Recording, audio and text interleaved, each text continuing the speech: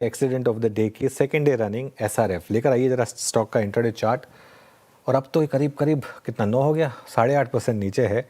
और सुबह मैं देख रहा था नूपुर कॉन कॉल सुन रही थी पूरी, तो उनसे समझ लेते हैं कि ऐसा क्या कह दिया मैनेजमेंट ने कि स्टॉक 9% गिर गया। नूपुर बताइए।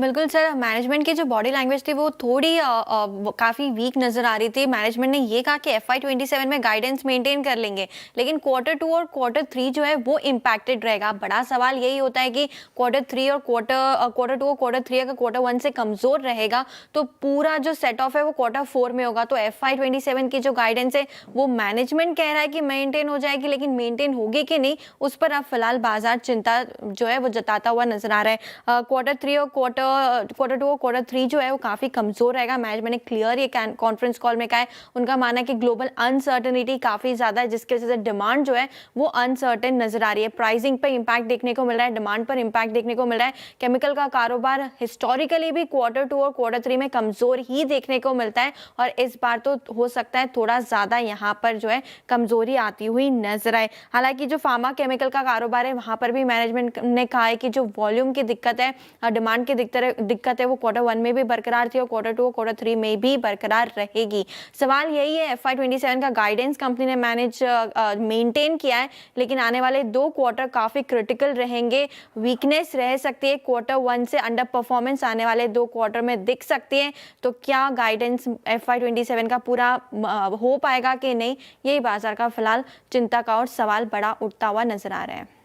निपुण, शुक्रिया आपका। धर्मेश, आपका सेंस क्या कहता है? ऑल दो कंपनी ने अपनी FY27 की गाइडेंस को अगर आप देखें डिविएट नहीं करा है, बट बात तो यही है ना कि जिन 2 क्वार्टर्स को लेके आप खुद स्केप्टिकल हैं, इन दैट केस आप मेंटेन कर पाएंगे नहीं कर पाएंगे फुल ईयर की डिजिट्स, ये एक प्रश्न चिन्ह है। और उसी पर अगर आप देखें इतना वाइल्ड रिएक्शन है, आपका टेक SRF पे, क्योंकि एक लीड इंडिकेटर है ना ये इस पूरे स्पेस का। अगर आप देखें बेंचमार्क स्टॉक है, इनकी कमेंट्री इसलिए अगर आप देखें महत्वपूर्ण भी होती है। यूपीएल इसी को चेस कर रहा था कुछ दिनों से। आपका टेक इस नंबर पे है?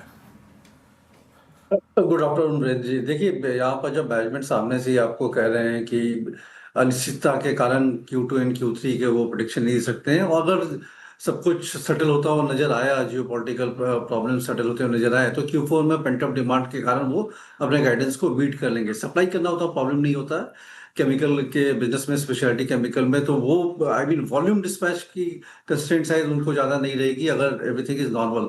सो ऐसे माहौल में जब मैनेजमेंट खुद ही अनिश्चितता से घिरे हुए हैं, तो एज एन एनालिस्ट आप कैसे कॉल ले सकते हैं? जो धंधा करने वाला वो सामने से बोल रहा है कि प्रॉब्लम आ सकती है। हालांकि अगर सिर्फ नंबर्स को देखिए, Q1 के नंबर्स काफी अच्छे रहे थे, बट सिंस ये श्योर नहीं है तो स्किप करने में ही भलाई है। गिर गया इसलिए अट्रैक्टिव लग रहा है, बाई कर लें, तो वो कभी कभी बड़ा आराम गलती हो सकती है वहां पे। RF अभी फिलहाल अवॉइड है। काफ़ी कमज़ोर कमेंट्री और गाइडेंस कमज़ोर, उसका एक रिएक्शन, गंभीर रिएक्शन हम देख रहे हैं। 8.5% डाउन स्टॉक। चलिए, वक्त